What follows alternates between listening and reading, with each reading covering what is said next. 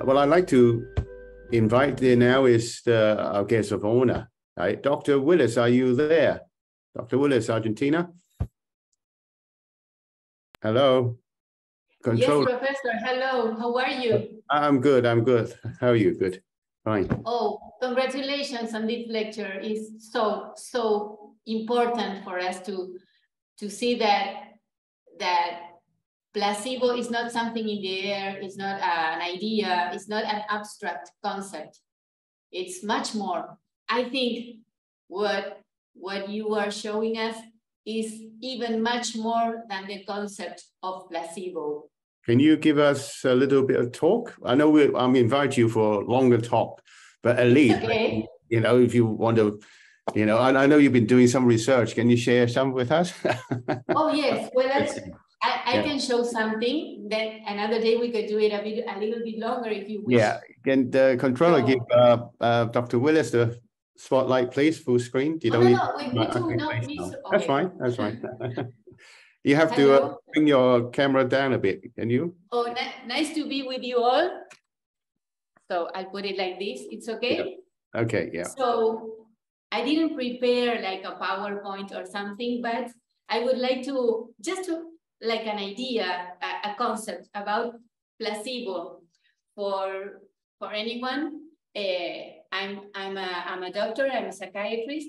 I do psychoneuroimmunoendocrinology here in Argentina, and I practice. I'm learning Qigong with Professor, and I like to integrate both medicines, Western and Chinese medicine, Neidan Dao, and I truly believe that what you explained recently is like way more freedom for one to own its own health. Because placebo, when we talk about placebo in our medicine, Western medicine, it's like we put some power or some thinking to an external medicine, a pill or something that you take in. This could be good, but it could be also bad, because if you think that medication won't give you a good result, it could end in a bad, there's a placebo and a nocebo effect. So the cell can respond to both way of thinking. It's like a power of belief. If you believe it's going to be okay, maybe placebo is good, but if you believe it's not going to be okay, maybe the same medication can do wrong for you, because at the end of the day, placebo acts on the cell, right? We humans, we have tissues, organs, and they are composed by cells. And in the cell, we have the membrane.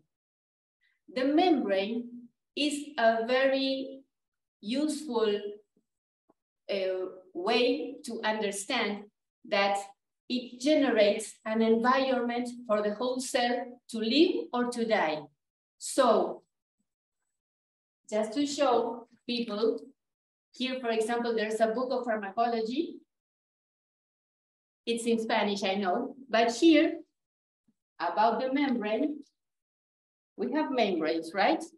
This is a skin. There is another one, very, very rough.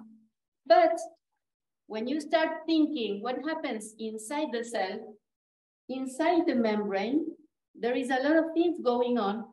And there are this is a large list of hormones, dopamine, serotonin, histamine, and a lot of things in liquid forms, and as you already explained, that trigger all the signaling inside the cell. So what you're talking about is that as you say it as placebo, but placebo is just, it's little compared to what you showed us, because what you showed, it's more than placebo. It's beyond belief, because sometimes people don't believe, but energy is there. The oxygen is there. The biochemical reactions are there. We have the cell prepared for that. The thing is, what triggers that reaction? And what you are explaining about the methodology of Neidan Dao is that we have the control to do that, not an external pill or herbs or whatever. And another concept that I truly admire about your practice and your teachings is that even if you think about a cell, the cell has to grow and the cell has to protect herself. So there's a time for growing and there's a time for defense, for protection. And the same hormones that allow us to protect ourselves, like if we were in a war or in a stress or in an illness, are not the same hormones that allow us to grow and develop. But in your methodology, they are all together. They all coexist. The growing and the protection in the same movement. So I think it's truly way more than placebo. And well, I just want to congratulate you. Thank you. Because there are a lot of things in common, but this is a way to integrate all that we can do and have our own freedom of what we can do to gain our power to be healthy and not put it out there. Thank you. Thank you, Dr. Willis. So I know that, you know, it's hard for a lot of people to comprehend, and I'm trying very hard. And yeah, I see Dr. Verso was, you know, thank you, Dr. Verso, as well. Next time we'll invite us, if you like, if you have time for us, and please join us for discussions. So I'm trying to invite more Western doctors, because at the end of, there you go, Dr. Verso. Okay, good. Yeah, like I said, I called it, actually, if you want to ask me to call it what type of a name, I think I'll use the people's medicine. It's people, isn't it? Everyone have it inside ourselves. So of course now people don't know it, so they'll have to learn it and practicing it. But when you actually achieve to the level that you can actually trigger your self-healing power, then, you know, it's people's medicine and it's free. And you can carry it all over the world. Anywhere you go, you know, the medicine is there. You just have to tap into it. That's why you call it Dao Yin Su, manipulating and inducing. So thank you very much, all the doctors. Maybe next time we can, you know, to have a better, you know, interview, and we prepare it. Okay? Yes. Thank you very much. Yes. Thank you. Thank you, Professor. Thank you. Thank you for letting me participate. Thank you. Any question? I might have time for one or two questions. Yes. One question from Michelle. Thank you. From Michelle is a very good question, I think. Can too much oxygen in the blood not be harmful or dangerous? More oxygen is more fire in the body, or maybe too much fire, like a real fire? Yes. Now, yeah, a good question. And I have obviously, I got 28 years of clinical case study. Of course, I look at both sides of the thing. Being a young principal, you look at the good thing, you have to look at the bad thing. And I did look into the bad thing. Yes, you call it, some people say there are too much oxygens, right? Yeah. Now, but if you do a little bit more research, you'll find that each breath we're taking in, it's only about 30% of oxygen, each breath. So it's not 100%. Now, the rest of them, if I remember, is mostly nitrogens as well. Obviously, you got other gases. So one breath is not just pure oxygen. You don't get pure oxygen. It's about 20 to 30% each breath. So to actually filling up to 100% is the chances of one breath is very, very low. But also, on the other hand, you're filling up even more nitrogens.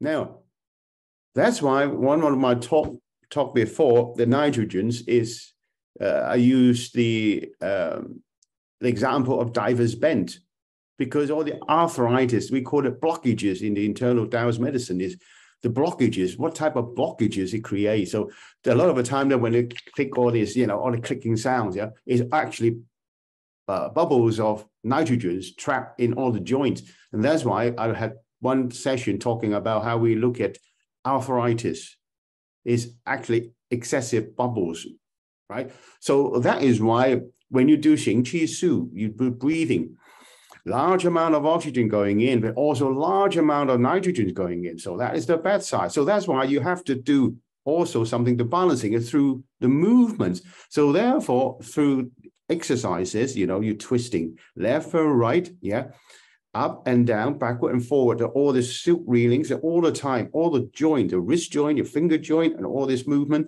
right? You're actually using the shall we say, the muscular pressure, just like massaging, but you're massaging, yourself with your skin twisting around, and you force that bubbles of oxygen back into the bloodstream and pass that out.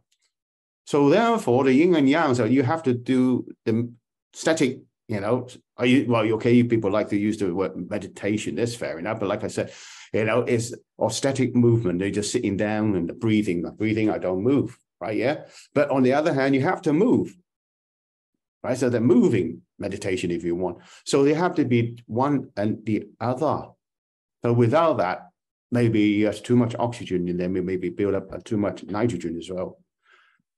Okay, so far, I have looked into that. Yes, too much. And if you don't know how to control that, it's just like the hormones. If you don't know how to control the hormone, when are you going to stop it? Of course, it's going to be very bad and people die. So anything that we talk about biochemical, reaction, so too much oxygen in it, also excessive biochemical. So indeed, you're correct that's why we have to have a lot more research, and we have to do more control experiments, and they're still drawing out and things like that. But so far, don't forget all the living cell, we need oxygen to live, right? Yeah. So thank you for your questions. And of course, we have to do a lot more research to collect more data. Anything excessive is bad. Insufficient is also bad. So again, into the principle of the yin-yang principle, we try to strike the balance. Okay, yeah. So also through, too much oxygen intake, we use all the shall we say, the Marshall side, right, to burn all the oxygen, all these really. So that burn oxygen as well. So we just have the slow motion, you build it up, fast bursting energy, burn it out. So that is how the yin and yang principle achieved. Okay. Good question. Thank you. Any more? No questions anymore. Thank you very much for answering the question, Professor. Thank you. I think it was very nice to see a recap of this session. Oh, Lewis is asking, to what extent does a patient need to believe in Neidan Taoist medicine for it to be effective? Does the patient need to believe at all, or could treatment be a resistance? Thank you. Yeah, right now, again, I have answered this question many times in China and all over the world. It's talking about, like you say, is the question of belief. Yes, it's good words. But like I said, I say to you in Chinese, you wouldn't understand Sun Lim, Yi Lim. But it doesn't matter, it's just different languages. But have we ever asked yourself, what is belief? What is belief? Huh? So today, this word has been push it into the abstract world or spirit thing. To anything that you don't understand is do you believe or not? You believe you're okay. You don't believe, you're not okay. So we look like we've been, somebody holding our nose and like that. Come and follow me. So what do you might believe? All right, yeah. So now, very simple. You don't know me. Would you believe what I say? Of course you won't believe what I say because you don't know me. Because I may be a con artist, but so many people say that I'm a fake professor. Is it quack medicine and I'm a cult leader? Fine, no problem. Why? Why they don't believe me? Because you don't know me, which is very, very logical, isn't it? So when you don't know a thing, of course, you know, you'll pick a big question mark over it. And usually you don't believe because you don't even know what's right. So no, right? Yeah, the no, remember? And Confucius once said, to know what is know, right, as known, right? Yeah. And what is not known as not known. It's knowledge. Do you understand what it is? See, this is how abstract sometimes, you know, the Chinese, you know, teaching are like that. That means if you know something, that's know. But if you don't know something, it's don't know. But because today a lot of people don't know something, they pretend that they know. So we got too many Mr. and Mrs. Know It All. Twisted everything around, making the whole scenario even worse. Can we just not accept, well, I don't know. Like I said, I don't know a lot of stuff. Like if I say in the Taoist medicine, I don't know the herbs. I don't train with the herbs. If I give you the herbs, Taoist medicine, write down, external, you die. Because I don't know it. Why do I pretend I know it? Yeah. So that means when you don't know a thing, of course you don't believe it, isn't it? To give you another example, right? 1 + 1, what is it? Everybody knows. 2, right? But 2, what? 4. So what is it? Knowledge, isn't it? So this is knowledge. So when you know the knowledge, do you believe, do you have to believe, right? Yeah. Numerology. Do you have to believe that 1 + 1 is 2? Do you have to believe that? You don't, because you know it. That's all. But usually it's because people don't know. Now, I did look into the word knowledge, right? Right, yeah? Knowledge, the first part is know, K-N-O-W, yes? Second part, ledge, L-E-D-G-E. And I look at it, I said, wow, that's a good word. That's a very good word. Can you see it? Do you have to believe that? Well, now I'm going to tell you, then you understand. The know and the ledge. And what is the ledge? That means a ledge is in the boundary, right? Yes, you stand on the ledge of a cliff. So that means when you become the boundary that you don't know it, right? Yeah. And you have to learn. That means the boundary of you have to go further in from the ledge is to know. That means you have to study. So that means a knowledge is right at the end of your ledge, your limitations of your understanding or the learning. And the only way is you want to know more, study it. So that's what you call knowledge.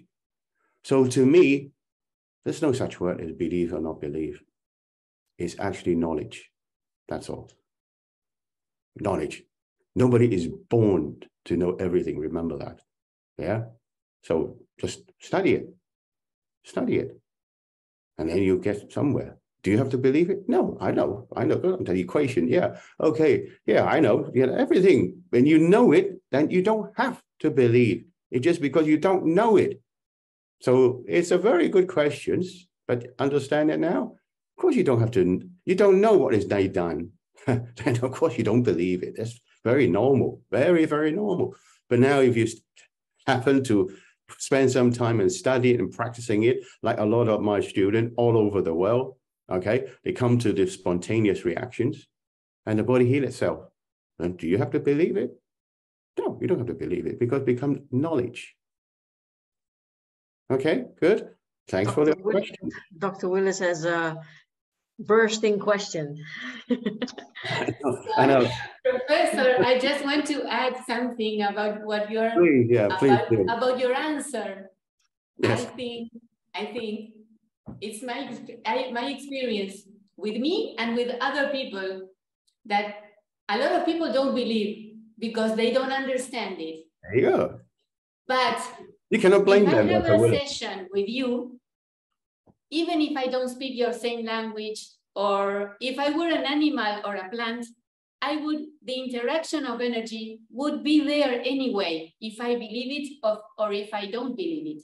So I've seen a lot of people that say, no, I don't believe in this. And then they are moving like this and doing all the reactions, the spontaneous reactions. So I think energy has no frontiers. Exactly.